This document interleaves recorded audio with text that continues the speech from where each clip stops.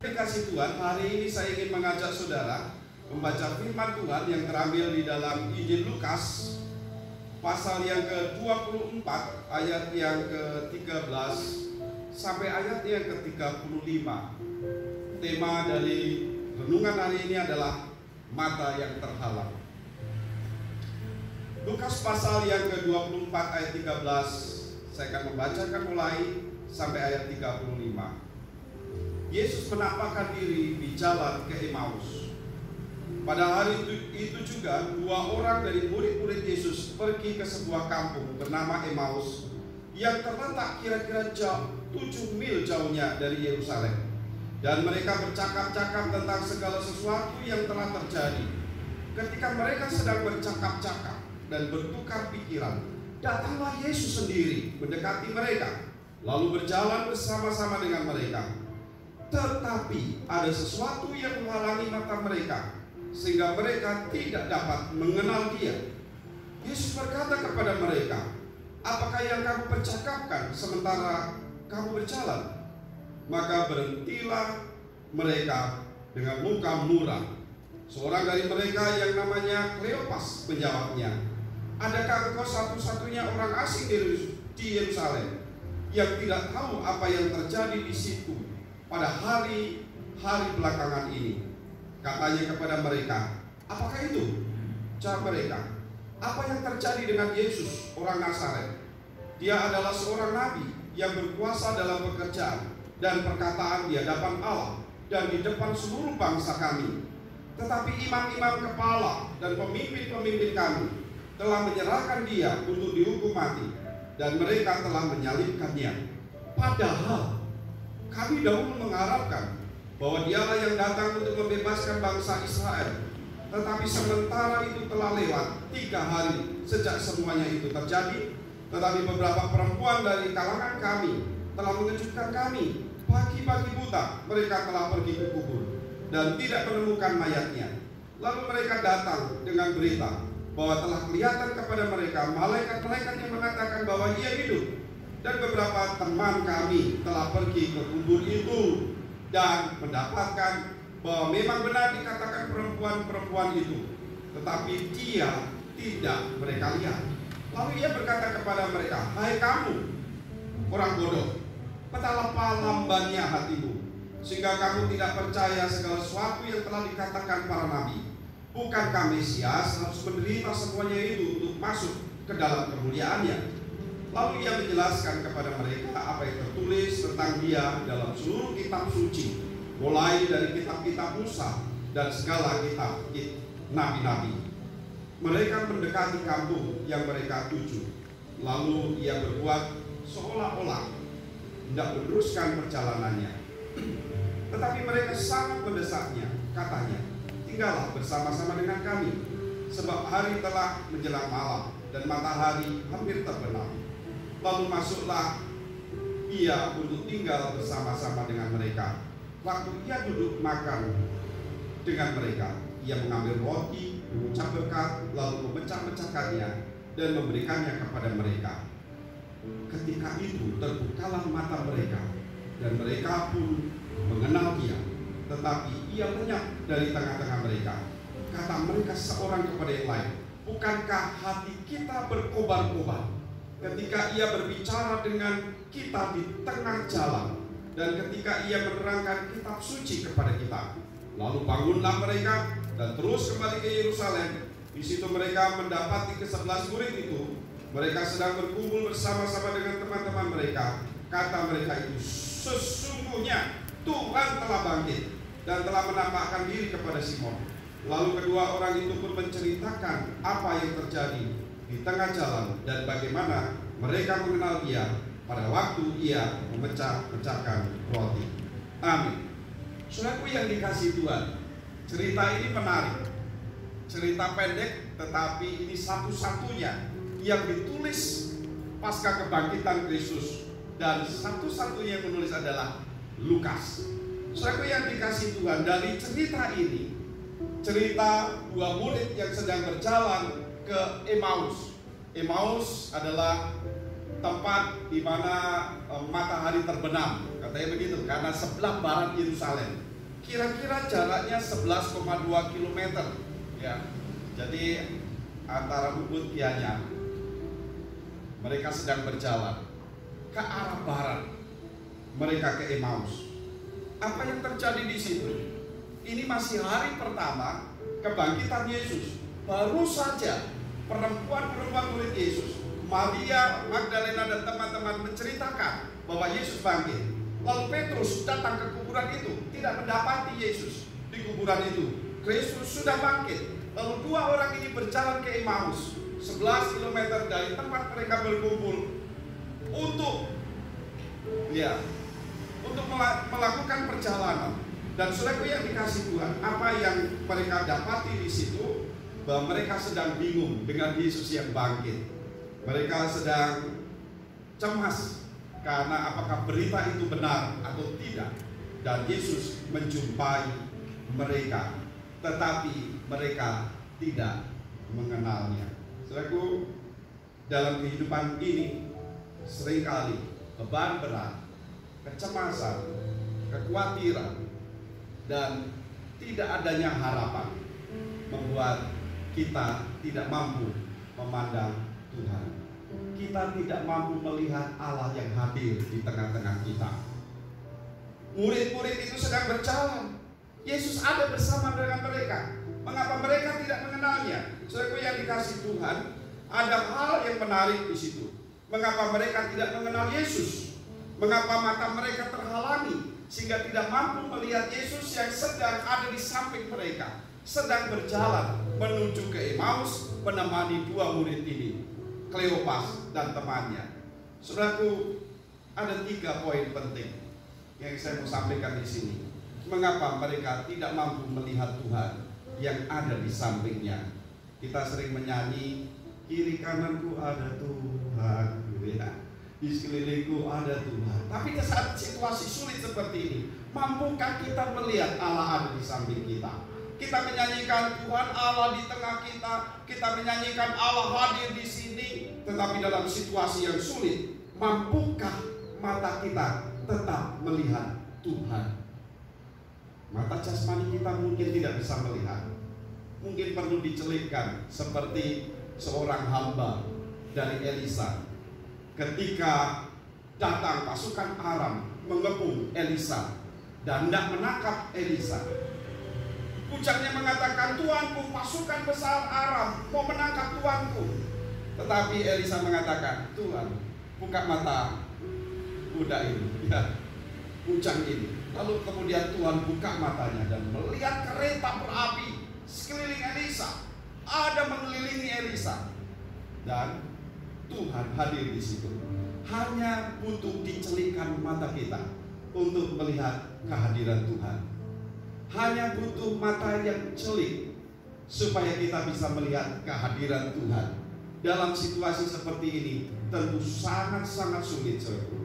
Sangat sulit. Siapa yang tidak khawatir dengan wabah yang besar ini? Seluruh dunia ketakutan. Walaupun dikatakan ini penyakit biasa, tidak mematikan, bisa sembuh sendiri. Tetapi seluruh dunia, pemerintah dunia kacau balau, ekonomi kacau balau. Dan tidak ada satupun yang bisa mengatakan kapan wabah ini akan berhenti, karena penularan yang begitu dahsyat. Kalau toh semua manusia sudah sembuh dari COVID-19, lalu ada satu lagi yang tidak sembuh, menularkan lagi. Kapan akan berhenti? Tidak ada seorang pun yang tahu. Sehingga manusia bisa saja cemas, mati karena cemas. Kata Injil Lukas pasal 21.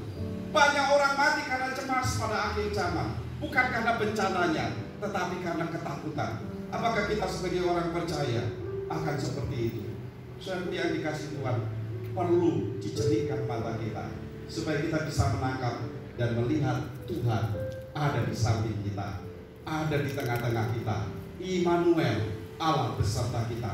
Ada 3 poin. Yang pertama, mengapa murid-murid itu, 2 murid itu tidak mampu melihat Yesus yang ada di samping mereka? Yang pertama adalah mereka sedang berjalan menuju ke arah matahari terbenam dari Yerusalem ke Emmaus. Dalam tradisi Yahudi, biasanya orang menuju ke arah matahari terbit, tetapi ini mereka menuju ke matahari terbenam. Pasti silau, dia tidak bisa melihat Yesus yang ada di sampingnya. Sebab dalam dunia ini banyak orang tidak punya pengharapan. Kelamlah hidup ini. Murid itu mengatakan dalam ayat 21, padahal kami dahulu mengharapkan bahwa Dialah yang datang untuk membebaskan bangsa Israel. Kami dahulu berharap Dia membebaskan kami, bangsa Israel, dari penjajahan Romawi. Tetapi Ia disalib, Ia diserahkan imam-imam, lalu disalibkan. Dia bilang 3 hari bangkit. Murid-murid cari di kuburan, tidak ada. Itu hanya kesaksian perempuan yang tidak perlu didengarkan menurut tradisi saat itu. Tetapi Yesus menjumpai mereka. Saudaraku yang dikasihi Tuhan, dunia menyilaukan kita. Keinginan-keinginan duniawi menyilaukan kita, sehingga kita tidak mampu menangkap Tuhan yang sebenarnya hadir di tengah-tengah kita, ada bersama-sama dengan kita. Tuhan memulihkan kita semua hari ini. Tidak ada orang yang bisa glamor lagi sekarang. Tidak ada orang yang bisa membanggakan uangku banyak. Ya, merek apapun tidak bisa dibanggakan lagi. Karena Tuhan buat kita mengenali siapa kita sebenarnya. Tidak bisa mengandalkan kehidupan ini dengan sesuatu yang menyilaukan kita. Kita tidak mampu menangkap Tuhan. Yang kedua, ayat 21 tadi mengatakan, padahal kami dahulu mengharapkan bahwa Dialah yang membebaskan bangsa Israel. Mereka memiliki cara pikir dan harapan yang salah. Kalau cara pikir dan harapannya salah, maka biasanya kecewa, ya. Kalau kita terlalu berharap pada seseorang, terlalu mengidolakan seseorang, lalu orang itu tidak memenuhi kriteria idola kita, satu kali ia buat kesalahan, maka kecewanya luar biasa. Karena itu Tuhan mengatakan, jangan andalkan dirimu pada manusia, andalkan Tuhan. Terkutuklah orang yang mengandalkan manusia, yang mempercayakan hidupnya kepada manusia. Percayakan hidup kita kepada Tuhan. Harapan itu harus diletakkan kepada Tuhan, kepada Kristus yang sesungguhnya, bukan pada pola pikir kita. Kecewa,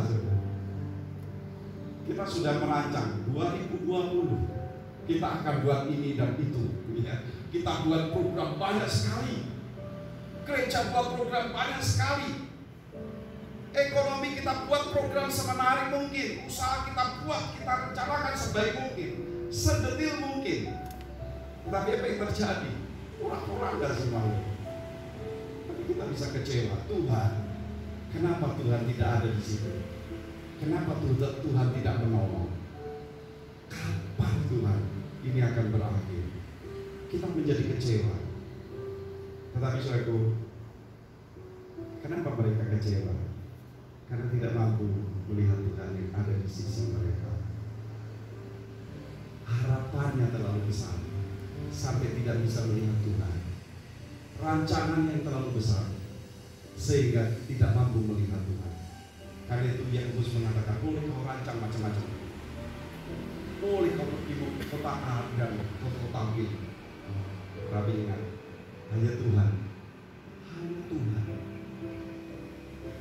Itu yang harus kita andalkan dalam hidup. Soalnya yang kasih dalam Tuhan. Yang ketiga, mengapa mereka tidak mampu melihat Tuhan? Adalah karena mereka tidak paham kitab suci. Saya bisa lihat di semua situs link YouTube, ada banyak khotbah-khotbah yang menyesatkan. Ada banyak orang disesatkan karena ajaran-ajaran yang tidak sesuai dengan firman Tuhan. Mereka disesatkan karena tidak paham kitab suci. Mereka tidak mampu melihat Tuhan karena juga tidak membaca kitab suci, tidak mampu memahami kitab suci, sehingga mudah sekali disesatkan. Hari ini Tuhan buka habis-habisan Semua pengajaran sesat dibuka habis-habisan, dimunculkan ini nabi palsu, ini Mesias palsu yang berkata tidak benar, tidak sejalan dengan firman Tuhan. Saya berharap seluruh warga gereja Kemah di daerah Bali dan seluruh tempat lainnya, khususnya juga Jemaat Dulu, kita harus belajar firman Tuhan supaya kita mampu menangkap Tuhan yang hadir di tengah-tengah kita. Kita mampu dan percaya Allah bersamaku, Allah besar, Allah luar biasa, Allah heran dan ajaib, pekerjaannya luar biasa. Dan tidak perlu takut lagi dengan keadaan ini. Kalau pemerintah meminta kita menyikapi tetap di rumah, kerja di rumah, ibadah di rumah, itu baik. Tetapi jangan sampai itu membuat kita khawatir, takut, cemas, dan tidak ada pengharapan, seolah-olah Tuhan tidak ada. Lakukan. Ada banyak hal yang bisa kita lakukan bersama dengan Tuhan. Banyak penyesatan saat ini. Kenapa? Banyak orang juga disesatkan karena tidak paham firman Tuhan. Kita menjadi putus asa. Kita tidak tahu Allah hadir bersama dengan kita karena kita menganggap bahwa cerita-cerita itu jauh lebih besar pengaruhnya daripada firman Tuhan. Ya, maksudnya kita membaca, kita mendengar, pengaruh dari para ahli itu beda-beda sekali. Himbauannya beda-beda semua. Belum tenaga kesehatan beda lagi semuanya. Bingunglah kita semua karena banyaknya berita hoax di media sosial. Tetap percayai firman Tuhan saja, jangan yang lain. Karena dari situlah ada pengharapan yang kuat. Ingat ketika mereka kemudian mendesak Yesus, ya Tuhan Yesus kan pura-pura mau jalan terus ya. Lalu mereka mendesak, Tuhan mampir dulu, kita makan bersama. Dan Tuhan mampir di situ. Lalu kemudian Tuhan pecahkan roti, mereka makan bersama.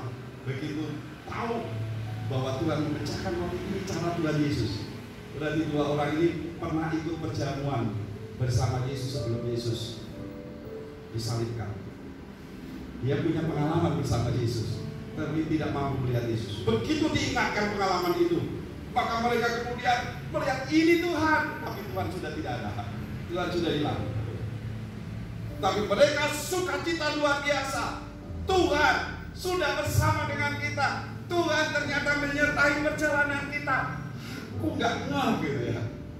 Padahal dia jelaskan satu-satu tadi kok ngeh gitu ya.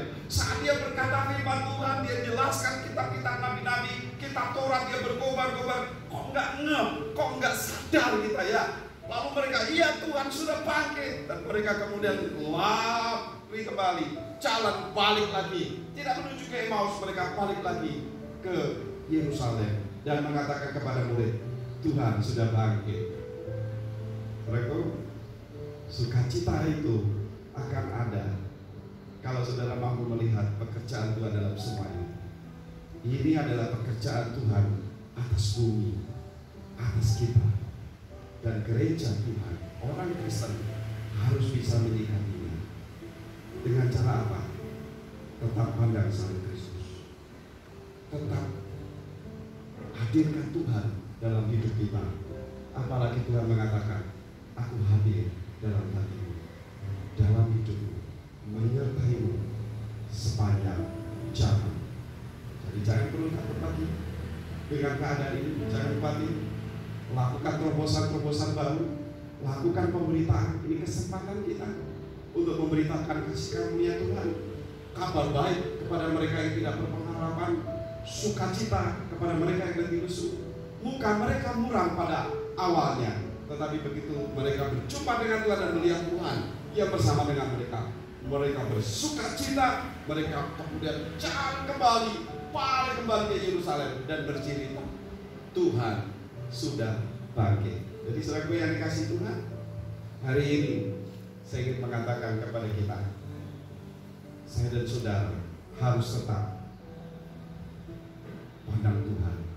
Dia hadir bersama dengan kita, sekalipun kekhawatiran kita lebih banyak, lebih besar. Bagaimana nanti? Kapan wabah ini akan berhenti? Kapan kita harus terus tinggal di rumah dan tidak melakukan aktivitas? 3 bulan, ini sudah 1,5 bulan. 3 bulan kemudian kita tidak tahu lagi. Ya kalau presiden mengatakan sampai Desember, bagaimana lagi ini? Lalu pengamat lagi, ada gelombang kedua lagi. Wah, kapan lagi akan berhenti? Makin pusing kita sebetulnya. Tapi bedanya orang percaya adalah kita punya firman Tuhan, kita punya Allah. Amin. Kita punya Allah yang selalu bersama dengan kita di rumput yang kering, di air yang di rumput yang hijau, bahkan juga di rumput yang kering juga ya, ada di padang gurun, di air yang tenang, di lembah yang gelap. Allah hadir bersama dengan kita. Itulah gembala kita yang selalu menyertai kita.